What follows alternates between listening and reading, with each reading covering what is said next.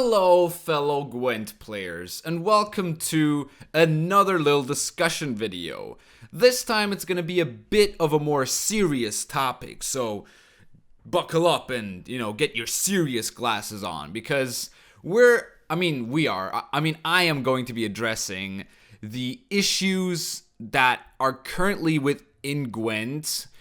And yeah, I'm gonna do this kind of like freestyly. I don't really have a script or anything. I'm just gonna kind of say these things on top of my head. If there's anything I've kind of missed out or like any issues you have with the game right now, please leave them down in the comment. I think things like videos like this are kind of necessary, especially in a stage like this, where the game just kind of has a lot of hate towards it, where a lot of the Reddit posts are just kind of like complaining about it.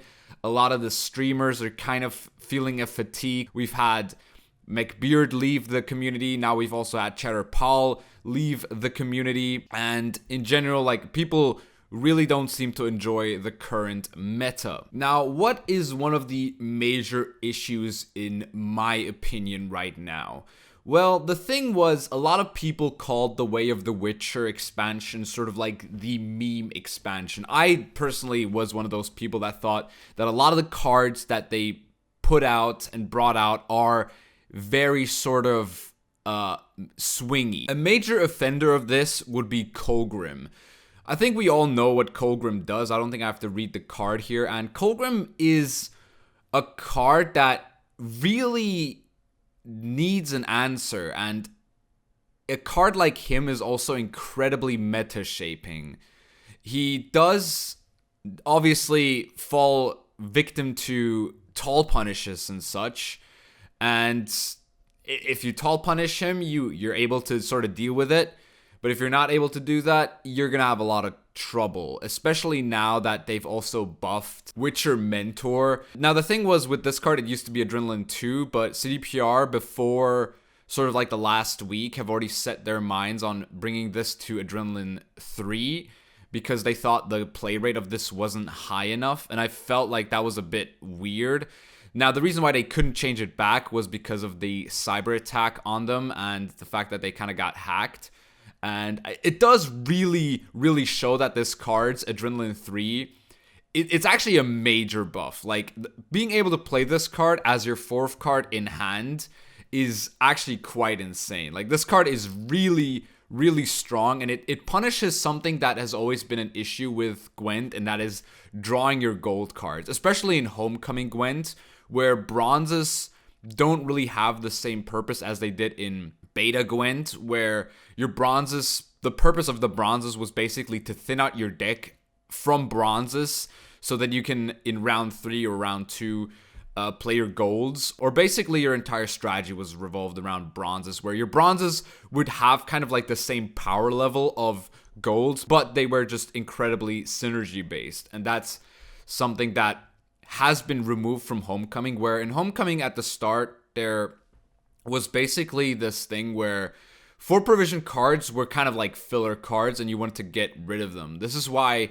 someone like Skellige Discard was very popular, because Skellige Discard basically allowed you to thin out your deck out of bad bronze cards while also creating points doing that. No other faction was able to do that at the start, which is why Skellige was tier 1. The further we went down the line, this hasn't really changed, right? Because bronzes, while their power level has gone up, they're still not as good point-wise as golds. And that is just like a major flaw within Gwent that has always existed. Now, a card like Viper Witcher Mentor has the ability of a gold card, and that is kind of what like is really, really annoying about it, because its ability is so kind of rewarding of just like, you're not having a good time if you don't draw your cards, and then this card just kind of puts more, like, it rubs salt in the wound, basically.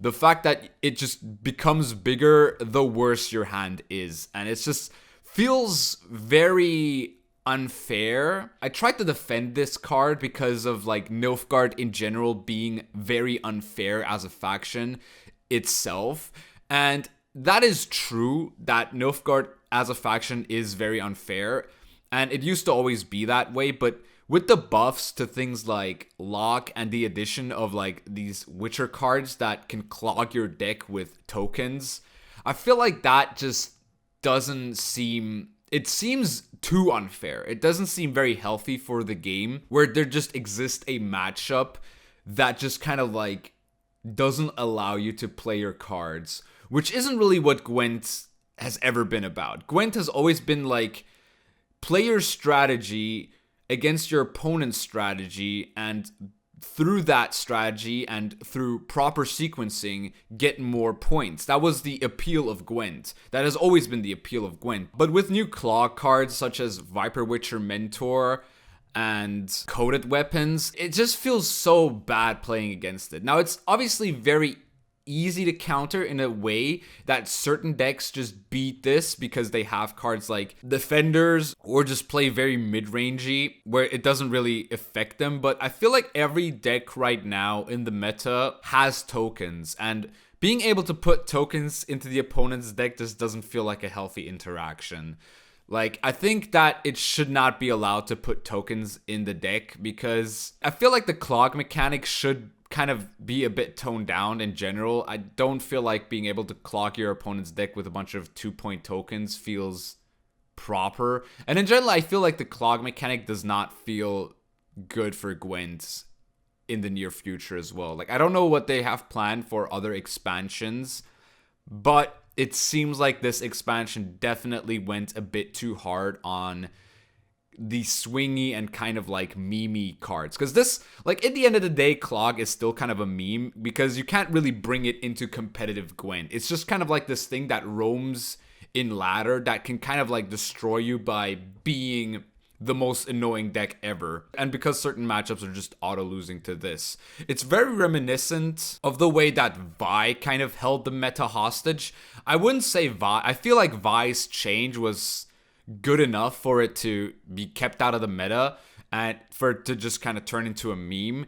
And I feel like Vi is perfectly fine as a meme. It's just that cards like Colgrim and Nilfgaard just didn't get the same treatment that Vi did. Because those decks aren't really that competitive. They are just kind of like an annoying deck that you face on ladder.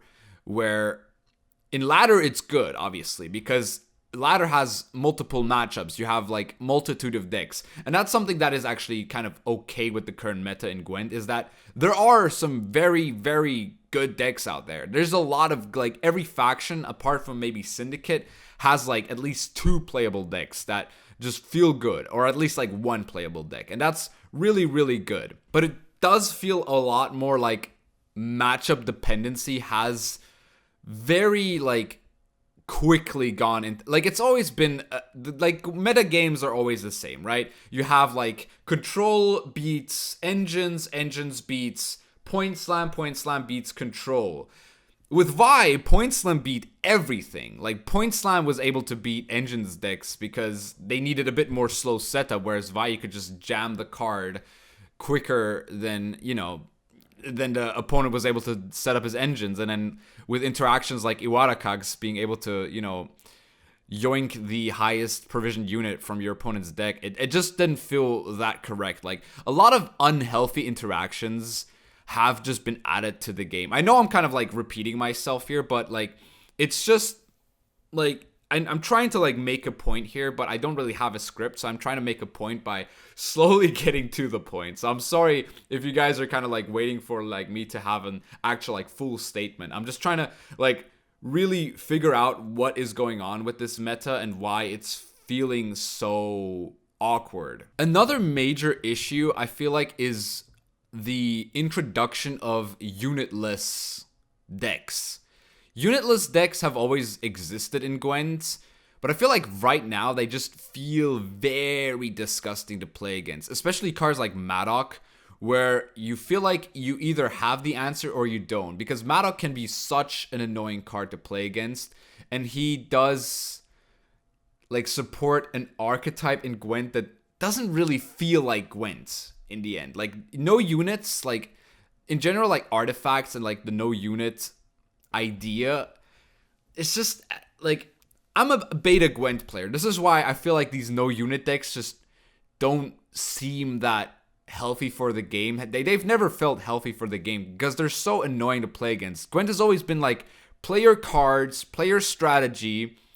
If the opponent disrupts it, you should have like 4-3 answers. But right now, like everything is, because the card pool in Gwent is just so much bigger, every deck kind of has to either go all out control or all out engines, where you basically hope the opponent does not have all the cards in his hand. It just is annoying, right? Like a lot of like decks that could be funny just will never be funny because of like how the game works right now. The game just works like you either punish decks that go greedy or you go greedy yourself.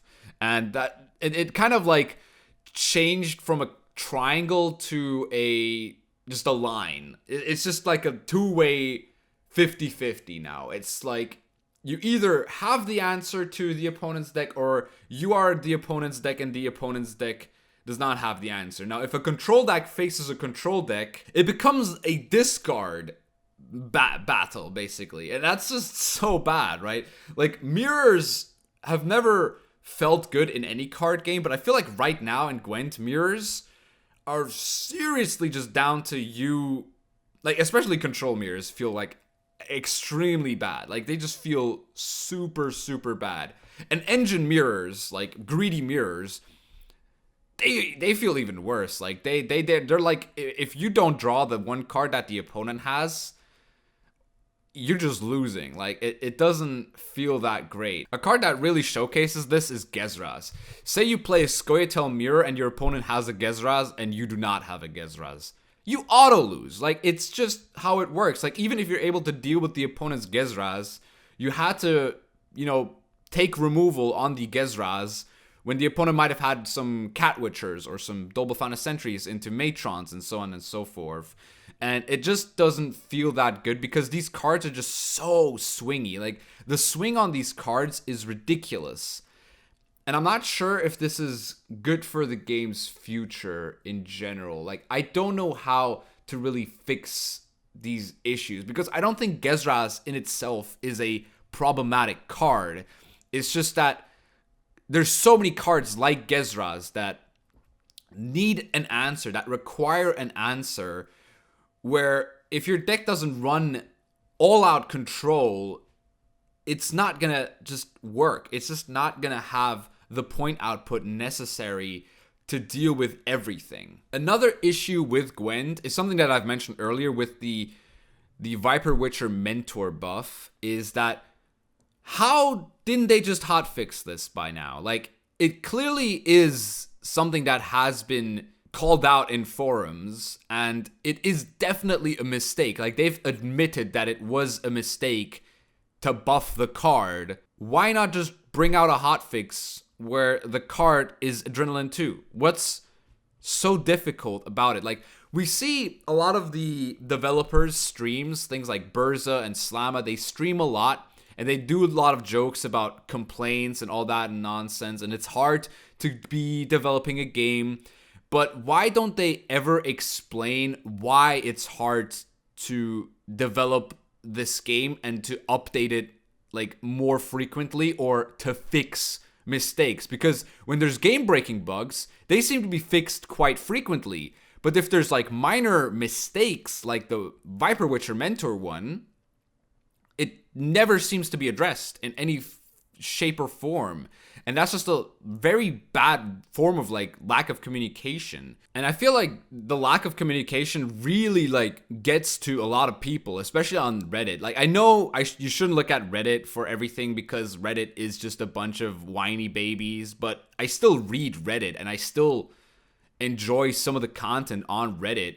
And there is a lot of complaining. Like, it can't just be that all of Reddit is whining because of no reason. There has to be a reason, and there clearly is a reason right now, because there's simple changes that can be made. Like, that one change is enough to maybe shut up like 4 people on Reddit that would post these things, Another issue I have right now with the game, and that's actually quite a funny one that has been quite present, is that they should honestly stop with December updates or like December expansions if they're not going to fix the meta a week afterwards.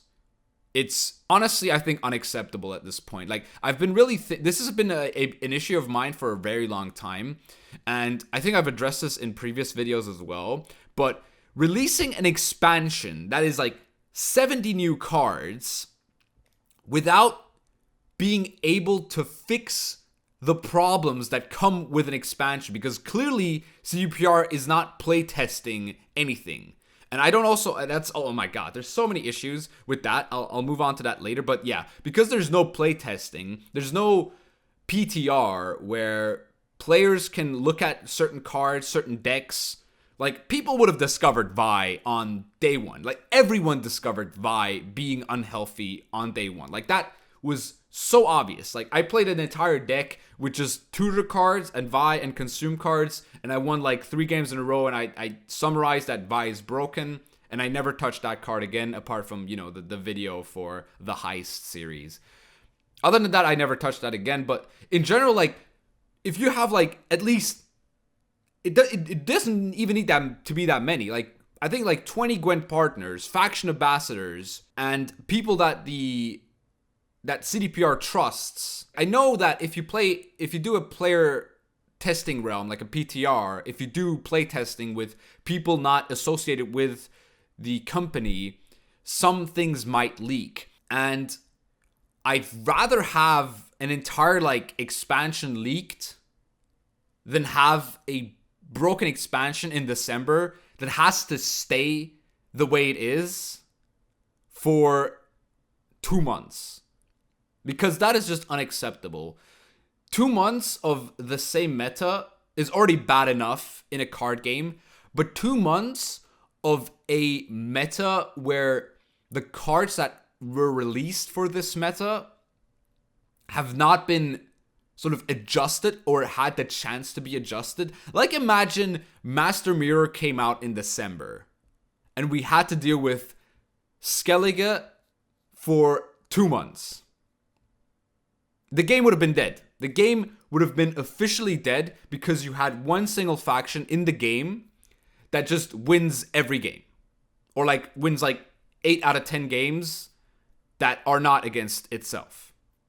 It would have been the downfall of Gwent. They got lucky with the Way of the Witcher, because Way of the Witcher didn't have too many, like, it had one major problem, and that was Vi. And the nerf to Vi made it clear that there's other blatant problems. But then also, when they actually did update the game and try to, you know, switch up the meta, not a lot really has been switched up. Like, the decks after the update are still NR Witchers, Scoia'tael Movement, Lippy Ceres, and Skellige Warriors. Now, I'm not too upset about, you know, this meta, honestly. I feel like the meta is quite nice. When it comes to Nilfgaard, though, I did mention Nilfgaard earlier. There's a lot of, like, weird Nilfgaard decks going around. There's a lot of variations of Nilfgaard in general at the moment, where Nilfgaard just kind of like, it seems very oppressive. And a big issue with Nilfgaard seeming so oppressive is Lockdown. At the moment, Lockdown is by far the best leader ability in the game, even though it gives you the least amount of provisions.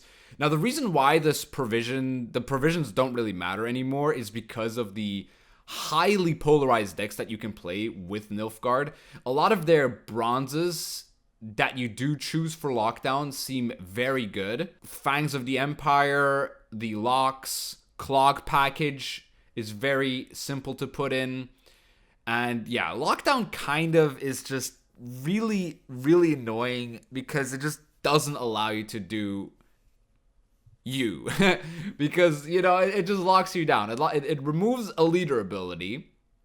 It removes the passive from the leader ability, which is honestly one of the stronger abilities that doesn't get mentioned a lot. But decks like Hidden Cache or Nature's Gift get really, really destroyed because of Lockdown, since a lot of this deck is just built around the leader, and like having an entire like leader that just nullifies all that is really, really unhealthy for the game as well. Now, I'm not sure if they're ever going to change Lockdown, but for the future of the game, Lockdown seems to be a big hindrance in design space for leaders and for just card design in general, since you can like make an entire expansion around cards that work with certain archetypes, but all of that doesn't matter if Nilfgaard can just like say no to all of that. Like new cards would have to be super vanilla for it not to be affected by lockdown, because I feel like in the future lockdown will become a bigger issue along the way. Like, it's already a big issue right now, but I feel like it's going to become even worse as time goes on. And that's something I'm really scared about, because I feel like lockdown really does carry a lot of Nilfgaard. And I feel like Nilfgaard has some of the most interesting leader abilities in the game right now. The only one that's not fantastic is imprisonment. Like, and Imperial Formation, I guess, because that leader is just kind of dead now. That tactical decision has gotten a lot of support. But like things like Enslave, Double Cross, and Imposter, I feel like are some of the coolest leaders in the game. Double Cross might need a bit of a provision nerf though. At 17 provision, that deck seems a bit ridiculous at this point. Like, just being able to play a card from your opponent's hand and also get 17 provision seems a bit ridiculous. But yeah, that's just quick hot fix, Mr. Habla. But everyone's just playing lockdown. I'm not saying everyone's playing lockdown. I'm just saying like the major decks that you will see at the highest level of Gwent will just be lockdown, because it just works against metas. Like, it's just a meta killer, and being able to kill a meta with like one leader is just so ridiculous. Because the problem with lockdown is a lot of the decks that want to deal with certain cards that lockdown can play, say for example Colgrim against Shield Wall, should not be that favored. But because of lockdown and then being able to remove your leader ability and your interactions with Anses and Seltkirk, you're not able to deal with their defender or their Colgrim, so you kind of just lose, because Northern Realms does not have a Purify. And that's just bad. Like, if the Colgrim deck plays a defender, you probably just win against Northern Realms. And now I'm going to move on to the last issue. I guess there's probably a lot more, but you guys can leave those in the comments. I might also interact with you guys in the comments quite a bit for this video, so make sure to leave a comment down if you have an opinion on this meta, or if you want to say something. I mentioned this earlier, is like player testing, or like generally game testing before bringing out a patch. I think that needs to be implemented into the game. It's been so long since they did something like this. And I feel like now with all these cards, I don't think the limited amount of resources that CDPR has, like, I'm not dissing them, obviously. Like, I just feel like with the card pool this big, and with an expansion, if an expansion comes out and the card pool gets bigger, the player testing becomes a lot harder. But if you have multiple people that are willing to just spam the game and just like try new decks, I would be happy to, play test things with other people like Speci, I don't know, Trinet, Spiro, the whole TLG gang, Artuza, Shinmiri. I'm not sure if, I don't know, all these other players like Ocean Mud as well. Like, I think all these people would just love to, test out the game and find broken mechanics that might lead to bad metas. Because if we get to do that and we can address all of these issues, like, I'm sure that it's going to be difficult to obviously do it without something like chat telling you what decks to play. But I feel like a lot of players are competent enough to figure out what's good and what's bad quite early on, like, especially with new cards, because you're going to try the new cards and you're going to find all the synergies they have with certain things and certain leaders as well. Like, there's going to be one guy that's just going to be forced to play lockdown the entire time to just show how busted lockdown is, probably. But yeah, I think that CDPR really need, I don't know why they don't do this. It's really been on my mind for like a long time now as to why they don't playtest anything and why they don't buff cards that could, actually like deserve a buff.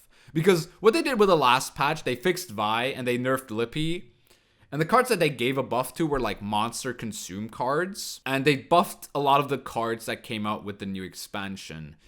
Other than that, I didn't really see... They buffed bombs as well. Like, I don't know why they buffed bombs. Like, Dimeridium Bomb. made no sense. That buff made no sense. That was like definitely not under, it shouldn't have been on their agenda. Like it really shouldn't have. But cards like Coral, like when are we gonna get a fix for dead cards? Like when is this gonna be addressed? When are like bad cards that just don't ever see play or have like no reason to exist when are they gonna get the treatment of, you know, becoming like actually something? Like I'm not saying they have to buff every card, but like certain cards just don't have a reason to exist. For example, like Joanna, they buffed the Heme Flaminica to 6 power, but they kept Joanna at 5/7. Like I don't get that. Like why not just give something to this card? Like why not make this card like an armor card? Like have some synergy with armor. Like that would be pretty cool with Skellige to get an armor archetype with that deck. Like why not? What keeps you from changing certain cards? Because they buffed stuff and they nerfed stuff, but I don't think there has been a single rework in this last patch.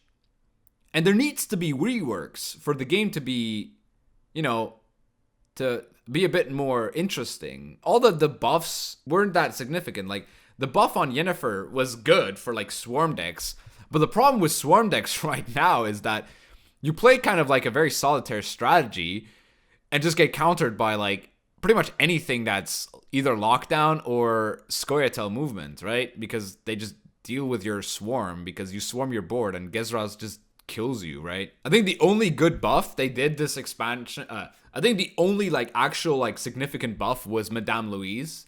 That was actually a really good buff. I feel like they got that one spot on. Honestly, I really feel like they did that really well. But it's like, it's still, you could consider it a rework, right? Because they did add something to the card that hasn't been there before that makes the card playable. And I'm looking through these cards and they haven't done something like this for like a lot of cards that might actually need it. It's just, I don't know. Like, I know I'm just talking a lot here and I'm not saying anything. It's just, I'm just trying to address issues I have with the game and just like issues that exist within the game where like minimal buffs are not going to change anything, and taking it slow didn't really make sense because they had 2 months to, you know, do something just to fully change up the meta, to create new archetypes, make archetypes better.